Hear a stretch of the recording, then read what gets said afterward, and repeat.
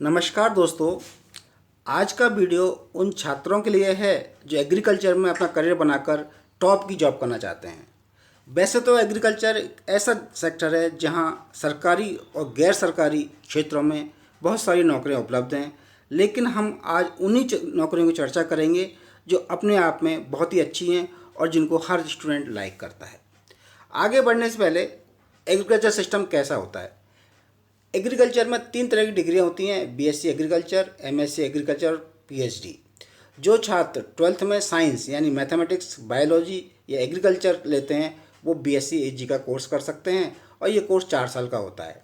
इसके बाद एमएससी एजी specialise subject में होती है और इसका ड्यूरेशन 2 साल का होता है। और जिस सब्जेक्ट में आपने एमएससी एजी की है उसी सब्जेक्ट में आप पीएचडी कर सकते हैं। पीएचडी का ड्यूरेशन 3 साल का होता है। तो हम चर्चा करते हैं कि अगर आप बीएससी एजी करते हैं तो आपको कौन सी टॉप की नौकरी ऑप्ट करनी चाहिए। दोस्तों, जो छात्र बीएससी एग्रीकल्चर करते हैं उनका सपना होता है आईएफएस बनने का, इंडियन फॉरेस्ट सर्विसेज। ये जस्ट लाइक आईएएस और आईपीएस होती है। आईएएस आईपीएस का नाम आपने सुना ही होगा। इसी तरह ये फॉरेस्ट सर्विसेज हैं।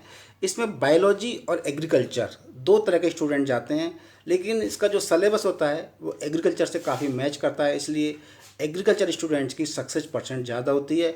और बहुत सारे आईएफएस जो हमारे देश में हैं वो एग्रीकल्चर ग्रेजुएट हैं। बहुत ही टफ एग्ज़ाम है, लेकिन अगर आपके मन में है, आप इंटेलिजेंट हैं, तो आप आईएफएस बन सकते हैं।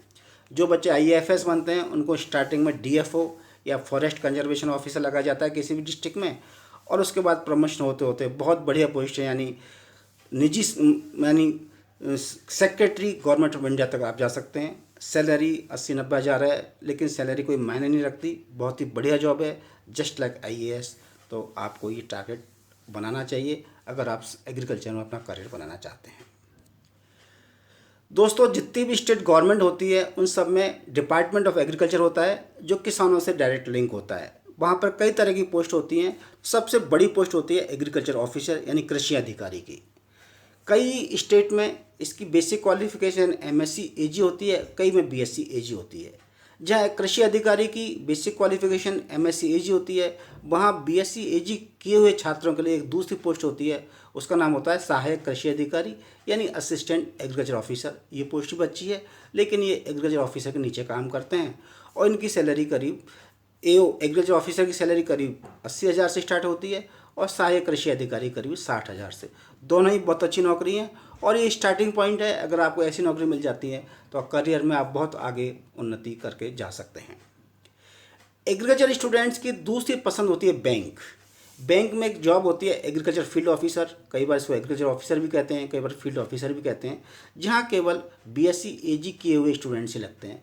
क्योंकि किसानों को जो लॉनिंग होती है, केसीसी होते हैं, एग्रीकल्चर संबंधित जो पॉलिसी होती हैं जो किसानों तक पहुंचानी होती हैं, वो सारे काम बैंक एग्रीकल्चर ग्रेजुएट्स के माध्यम से करते हैं। इसलिए जितनी भी नेशनलाइज बैंक हैं उन सब में एग्रीकल्चर ग्रेजुएट्स के लिए एक पोस्ट होती है, जो कि एएफओ बोल दो चाहे फील्ड ऑफिसर बोल दो।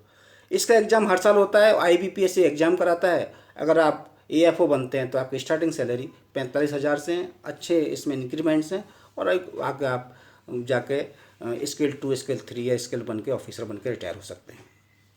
एफसीआई का नाम आपने सुना होगा, फूड कॉरपोरेशन ऑफ इंडिया। यहाँ पर भी एजी 3rd लगाए जाते हैं, जिनको असिस्टेंट जनरल मैनेजर को बोलते हैं।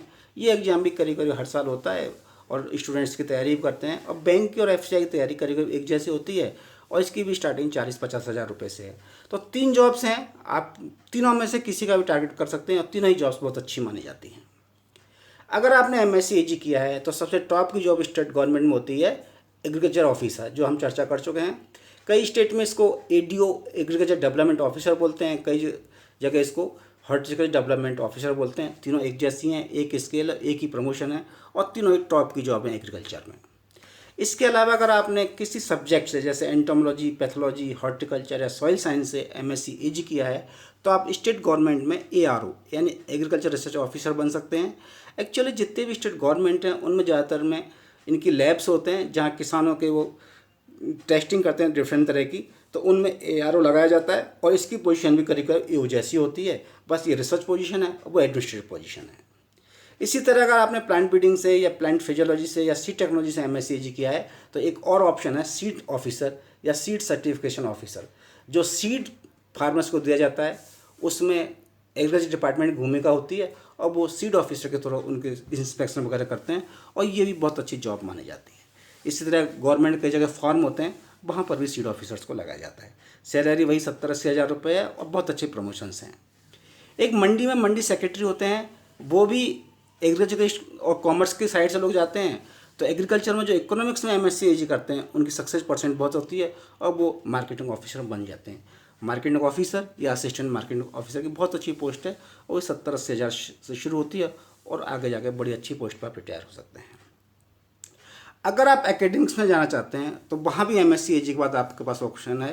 दोस्तों, जितनी भी एग्रीकल्चर यूनिवर्सिटीज़ हैं देश में, जो कि 74 के करीब हैं, उन सब के KV के होते हैं डिस्ट्रिक्ट लेवल पर, जहाँ पर वो यूनिवर्सिटी द्वारा डेवलप्ड टेक्नोलॉजी और वैरायटी की सूचना फार्मर्स को देते हैं, उनको इनकरेज करते हैं उन टेक्नोलॉजी को या वैरायटी को अपनाने की।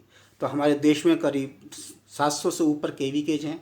वहाँ पर सब्जेक्ट मैटर स्पेशलिस्ट की पोस्ट होती हैं, जिनके लिए केवल ये जो 6 सब्जेक्ट हैं, एग्रोनॉमी, हॉर्टिकल्चर, प्रोटेक्शन यानी एंटोमोलॉजी और पैथोलॉजी, एक्सटेंशन, LPM और होम साइंस के जो लोग MSc करते हैं उनको लिया जाता है और इनकी 5400 का EGP शुरू होता है और स्टार्टिंग सैलरी करीब 60 से 70 हज़ार रुपये होती है। और ये यूनिवर्सिटी में अगर असिस्टेंट प्रोफेसर बनना चाहते हो तो इसकी एक कड़ी भी हो सकती है और इस जॉब को ही अच्छा माना जाता है। अगर आप एग्रीकल्चर में PhD कर लेते हैं तो उसका कोई मुकाबला ही नहीं है। या तो आप MSc करके नेट कर लीजिए या PhD कर लीजिए। और टॉप की जॉब जिसको माना जाता है कृषि वैज्ञानिक, आपने ICAR का नाम सुना होगा। ICAR के 100 से ज़्यादा इंस्टीट्यूट्स हैं, वहाँ पर हर सब्जेक्ट के कृषि वैज्ञानिकों की ज़रूरत होती है। हर साल ये पोस्ट निकलती है और आप PhD या MSc करने के बाद कृषि वैज्ञानिक बन सकते हैं।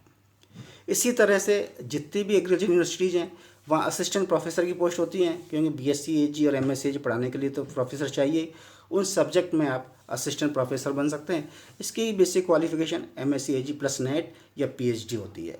सैलरी 80 से 90 हज़ार स्टार्टिंग है और आगे जाकर आप professor, principal scientist, dean, director और कुछ भी बन सकते हैं। इससे बढ़िया करियर एग्रीकल्चर में हो ही नहीं सकता। इसलिए आपका टारगेट या तो IPS IFS होना चाहिए या एग्रीकल्चर साइंटिस्ट और असिस्टेंट प्रोफेसर होना चाहिए। कुछ बच्चे विदेश भी जाना चाहते हैं तो एग्रीकल्चर पढ़कर आप विदेश भी जा सकते हैं। विदेशों में जितने भी एग्रीकल्चर के रिसर्च इंस्टीट्यूट्स हैं वहाँ जाकर आप रिसर्च फेलो, जूनियर साइंटिस्ट आदि बन सकते हैं। हमारे देश से हर साल बहुत सारे बच्चे विदेशों में जाते हैं, कुछ वापस आ जाते हैं, कुछ वहीं सेट हो जाते हैं। विदेशों के कुछ इंस्टीट्यूट्स इंडिया में भी हैं, जैसे क्रीसेट है हैदराबाद है, वहाँ भी आप जॉब कर सकते हैं। सैलरी डॉलर्स में होती है। इसमें 2 तरह की जॉब होती हैं, नेशनल जॉब, इंटरनेशनल जॉब। अगर आपको इंटरनेशनल जॉब मिलती है तो आप सैलरी डॉलर्स में होगी और नेशनल जॉब मिलती है डॉलर तो सैलरी रुपीज़ में होगी। लेकिन बहुत अच्छी जॉब मिलती है, लेकिन यहाँ बहुत ज़्यादा मेहनत की ज़रूरत होती है। आपको सब्जेक्ट इन डेप्थ नॉलेज होनी चाहिए, तभी आपको ये जॉब मिल सकती है। तो अब सोचना आपको है, कोई बात, अगर एग्रीकल्चर आप चुनते हैं पूरी मेहनत कीजिए, बहुत अच्छी अच्छी अपॉर्चुनिटी है, लेकिन कंपटीशन भी उतना ही ज़्यादा है और मेहनत भी उतनी ज़्यादा है। लेकिन ये ज़रूर है, इन डेप्थ नॉलेज अगर आपको है तो आप बहुत अच्छी जॉब पा के अपना भी और देश का नाम भी रोशन कर सकते हैं। Thank you, all the best.